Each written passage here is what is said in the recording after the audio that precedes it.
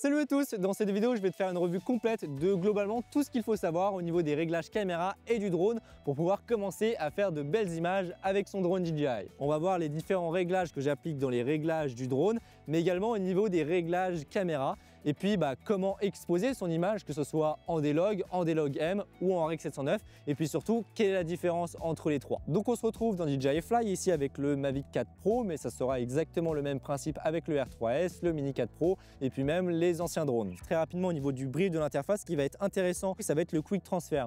Donc le Quick Transfer, en fait, ça va te permettre, comme son nom l'indique, de transférer tes fichiers de manière rapide. Tu peux également, même si tu as une RC avec un écran intégré, prendre ton téléphone, installer DJI Fly et puis accéder au Quick Transfer depuis ton téléphone. Donc ça, c'est cool pour pouvoir partager très rapidement sur les réseaux sociaux. Et sur les tout derniers drones, ici avec le Mavic 4 Pro, tu peux accéder à la carte SD malgré le fait que le drone il soit éteint dans le sac. Ça, c'est cool. Dans l'interface de vol, ce qu'il faut retenir, c'est qu'en haut, on va avoir notre mode et puis si jamais il y a des alertes, ça va arriver ici. En l'occurrence, là, on a décollage autorisé, donc il n'y a pas de problème. La batterie, la portée, les capteurs, est-ce qu'ils sont activés ou non. À gauche, ça va être tout ce qui est assistance et pilotage automatique. Donc ici, on a le décollage. Là, on a le focus track, donc ça va nous permettre de détecter automatiquement les sujets pour pouvoir, pourquoi pas, lancer un mode spotlight ou active track. Et puis après, on va avoir les waypoints. Donc là, on va pouvoir mettre des points clés pour pouvoir faire un travelling, par exemple, ou faire en sorte que le drone suive un chemin prédéfini. En bas à droite, c'est peut-être même le plus important, on va retrouver tout ce qui est assistance et puis les données géographiques. Donc là, on va avoir tout ce qui est information au niveau de la distance du drone et de la hauteur, mais également à quelle vitesse il se déplace. Et puis ici, tu vois, tu peux cliquer dessus pour le déployer. On va avoir les assistances de prise de vue. Donc là, on est en mode vue caméra, donc ça va nous montrer l'aperçu des caméras qui sont autour. Si ton drone en a, normalement, si c'est un dernière génération, il n'y a pas de souci. Et puis en cliquant à droite, tu vois, sur ce logo, on peut changer d'affichage. Donc là, on passe sur la carte. Ça nous permet de voir où se situe le drone par rapport au point de décollage, mais également les zones de vol autorisées. Est-ce qu'il y a des avions qui arrivent ou pas? Enfin voilà, ça peut être plutôt cool, mais la majorité du temps, on va être sur la vue des caméras. En bas à droite, ça va être tout ce qui est réglage caméra. Donc quand on clique dessus, on va avoir pas mal de choses. On verra ça juste après. Les différents objectifs, le mode vertical ou non situé sur les dernières générations, l'autofocus ou le manuel avec le picking, on verra ça juste après. Les modes de vol et puis la galerie. Allez, maintenant, on passe dans les réglages du drone et c'est finalement ce qui va commencer à être le plus intéressant. Déjà, au niveau de la sécurité, tu peux soit te mettre en contournement ou freinage. Moi, personnellement, je préfère me mettre en freinage puisque le contournement va parfois prendre des décisions que tu n'auras pas prédéfinies. Personnellement, j'aime pas qu'il fasse des choses à ma place. Ça peut être très pratique si tu veux raser le sol. Pour le coup, si tu es dans un endroit qui est vallonné, en fait, le contournement va ajuster automatiquement l'altitude. Donc ça peut être plutôt cool. Mais sinon, freinage la plupart du temps. Ça, c'est cool. Sur les derniers Mavic, tu peux l'allumer ou éteindre en fonction de si les bras ils sont dépliés ou pas. La lumière auxiliaire, et ça, c'est quelque chose de plutôt important. Mais si tu voles en intérieur et qu'il y a des miroirs, des vitres et tout ça, tu peux par exemple le mettre sur off pour éviter qu'on voit les reflets de la lumière du drone dans les vitres. Dans contrôle, on va voir les réglages de gain et d'exposition. Ça affecte directement la sensibilité des sticks et des molettes. Je t'ai fait une vidéo détaillée dessus qui sortira juste après celle-ci. Les paramètres focus track, donc ça c'est pour tout ce qui est active track et tout ça. Ce qui va être intéressant à condition que tu saches ce que tu fais, c'est d'activer le vol à proximité. C'est entre autres dans contrôle qu'on va avoir la personnalisation des boutons. Je te conseille vraiment de prendre du temps à faire ça et puis de l'améliorer en fonction de tes vols et tout ça. Allez, maintenant on passe à tout ce qui est caméra, c'est finalement ce qui nous intéresse le plus, faire des images avec. On active l'histogramme, ça c'est très important.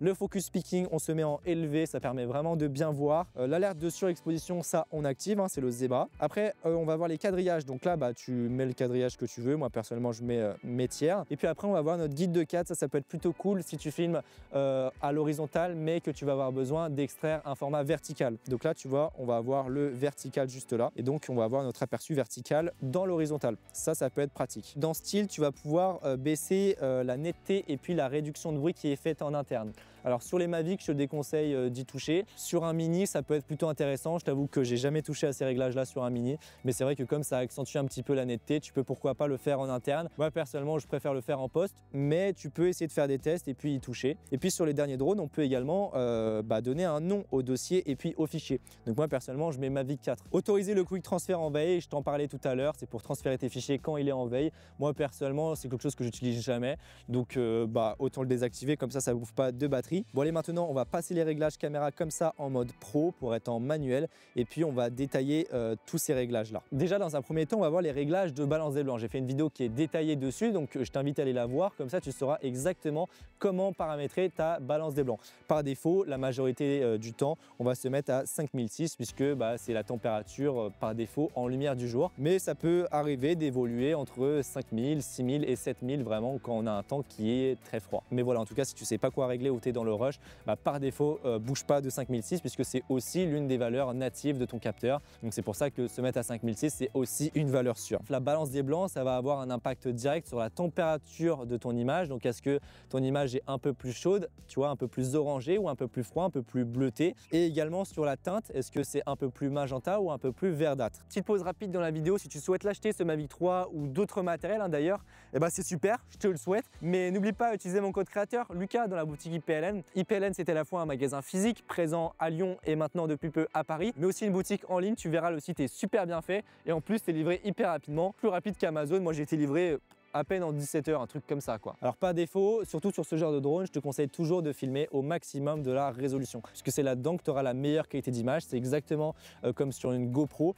En fait, je te conseille toujours de te mettre au maximum puisque le capteur a été conçu pour ça, et baisser en résolution de manière générale, ça affecte quand même beaucoup la qualité. Sur des caméras, des boîtiers qui ont des débits beaucoup plus importants, effectivement, baisser la résolution en fonction du projet, ça peut être plutôt intéressant, mais sur un drone comme celui-ci, sur des caméras d'action, etc., je vois pas du tout l'intérêt de baisser en résolution. Autant filmer en full qualité parce que le débit n'est pas énorme non plus. Donc voilà, on se met en 6K. Ce qu'il faut savoir, c'est que par contre, si tu te mets en C4K, donc dès qu'il y a un C, ça va être cinéma pour DCI. Et donc là, pour le coup, tu vois, on a les bandes noires qui sont apparues. En fait, on va plus être au format 16/9, mais on passe en 17/9. Mais là, la DCI n'a pas d'intérêt puisqu'en fait, on crop dans la hauteur, donc autant le faire en post.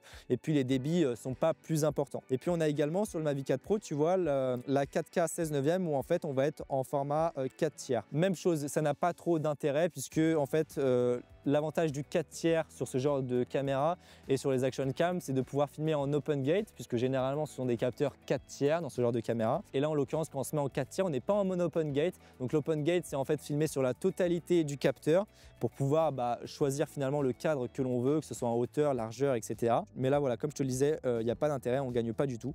Donc voilà, on reste en 6K ici dans notre cas. Et puis après les FPS, alors là comme tu peux voir, on a du 24, du 25, du 30, que faire? De toute façon c'est simple, si tu es en France ou en Europe, mis à part des conditions particulières, on se mettra toujours à 25 images par seconde ou à 50 ou à la limite 60 pour gagner un petit peu de FPS si tu veux vraiment gagner en pouvoir de ralenti. Mais à ce moment là, il faut savoir ce que tu fais aussi en post-prod puisque forcément qui dit plus de frames en une seconde dit potentiellement un décalage temporel dans ta timeline. Et puis après les couleurs, alors c'est là où ça commence à se compliquer. On peut soit se mettre en normal, donc là en l'occurrence ça va être le fameux Rec 709. Donc le Rec 709 c'est une image colorisée classique prêt à la diffusion. Après on va avoir le D-Log M et puis le HLG. Le D-Log c'est le profil log de DJI. Si tu ne sais pas ce que c'est le log, pareil, j'ai fait une vidéo sur la chaîne et il y en a même plusieurs pour savoir comment on expose, qu'est-ce que c'est en fonction des marques, etc. Ce qu'il faut savoir, c'est que ça va te permettre d'exploiter au maximum la dynamique de ton capteur, mais également les capacités à pouvoir modeler ton image en post-prod pour tout ce qui est étalonnage. Mais là du coup on en a deux, on a le D-Log et le D-Log M. Alors il faut savoir que le D-Log c'est le vrai D-Log, c'est celui qui est le plus flat, c'est celui qui va te permettre d'exploiter au maximum la dynamique de ton capteur. Et puis le D-Log M c'est un medium, c'est celui qu'on retrouve sur les R il me semble, sur les mini et puis sur les action cam de DJI. C'est très bien, mais comme tu peux voir c'est un peu moins flat que le vrai D-Log. Et puis le HLG pour Hybrid Log Gamma, en fait ça va être un petit peu comme du Rec 709, donc on va se retrouver avec une image qui est complètement colorisée, complètement utilisable après l'enregistrement, mais en fait ça a été conçu pour la diffusion HDR et donc on sera non pas sur un espace colorimétrique Rec 709 mais Rec 2020. On a aussi des débits qui sont un peu plus élevés par rapport au Rec 709. Voilà, dans la plupart des cas, sauf si tu sais ce que tu fais, mets-toi en mode normal si tu veux une image déjà prête à la diffusion. Ou sinon en D-Log si tu souhaites étalonner ton image en post. Et puis après on passe sur les réglages d'exposition. Alors ce qui est bien c'est que même en mode pro, tu vois, tu peux choisir des paramètres d'exposition, que ce soit les ISO, l'obturateur ou l'ouverture, tu peux les mettre en automatique. Alors les ISO c'est la sensibilité du capteur, mais ce n'est pas du tout un paramètre physique mais uniquement un paramètre d'amplification, ce qui fait que plus tu vas monter dans les ISO, plus tu vas avoir de bruit. Donc là quand je monte les ISO, on peut voir que théoriquement mon capteur est plus exposé, on peut voir qu'il y a du zébra qui apparaît partout, mais en réalité il n'est pas plus exposé physiquement logiquement il n'y a pas plus de lumière qui arrive, c'est uniquement moi qui ai amplifié le signal à l'aide des ISO. Donc par défaut on va laisser ça au minimum, et alors après quand tu vas évoluer et que tu veux jouer à optimiser ta dynamique, et bah en réalité même si 400 c'est ton ISO natif, et bah hop on va monter dans les ISO malgré le fait qu'on est en plein jour pour pouvoir avoir plus de dynamique dans nos hautes lumières. L'obturateur, c'est le temps à laquelle va être exposé ton capteur. Alors c'est vrai qu'en drone c'est un peu plus délicat. Quand tu filmes au sol, généralement, il y a une règle qui s'appelle la règle des 180 degrés. Enfin, c'est pas vraiment une règle, mais c'est quelque chose qu'on applique par défaut. Donc en fait, notre obturateur, on va le mettre au double de la fréquence d'image. Donc là, on filme à 50 images par seconde, donc je vais mettre mon obturateur à 1/100. Ça va notamment te permettre d'avoir un flou de bouger qui est naturel. Mais sur du drone, surtout si tu filmes en altitude, le flou de bouger, on n'en a pas vraiment. Donc c'est pas obligatoire de respecter la règle des 180 degrés. Moi-même, de manière générale, j'ai tendance à augmenter un petit peu le shutter justement pour avoir moins de motion blur sur du drone, et le fait de faire ça c'est également un gros plus pour de la stabilisation en poste et du tracking. Mais pour autant on peut voir que là on parle même pas de 1 centième ou 1/200, on est à 1/1600, tout simplement parce que je n'ai pas de filtre ND sur mon drone. Et si tu veux faire vraiment de la vidéo comme un pro, je te conseille très fortement d'acheter un filtre ND pour ton drone, que ce soit pour ton drone, pour ton boîtier, etc. Le filtre ND ça va te permettre de réduire la quantité de lumière qui atteint le capteur, mais de manière physique, pas de manière numérique. Mais l'idée voilà, c'est de te mettre à 1/100 et puis après de mettre un ND qui te permet d'avoir une exposition qui est correcte. Et puis après l'ouverture, alors ça c'est uniquement sur les Mavic 3 et Mavic 4 Pro, tu vas avoir un diaphragme sur le capteur principal. Et ça c'est un gros plus, tu vois, tu as vraiment un diaphragme qui est physique. Sur du drone, encore une fois, c'est assez délicat puisqu'on joue peu avec la profondeur de champ. Voilà, on y touche assez peu. Par contre, ce qu'il faut savoir, c'est que là, tu peux voir qu'on a un 2.8 avec une étoile, tout simplement parce que quand tu passes en dessous, donc quand tu passes à f2 par exemple, globalement on a beaucoup plus de défauts optiques, il me semble que tu as plus d'aberrations, globalement l'image est un peu moins propre. C'est pour ça qu'ils mettent f2.8 avec une étoile. Assez parlé, je vais te montrer maintenant comment ça se passe dans les airs au niveau de l'exposition. Donc là, je le fais décoller dans ma main. Tu peux soit rapprocher les sticks vers le centre, soit appuyer sur le bouton comme ça, hop.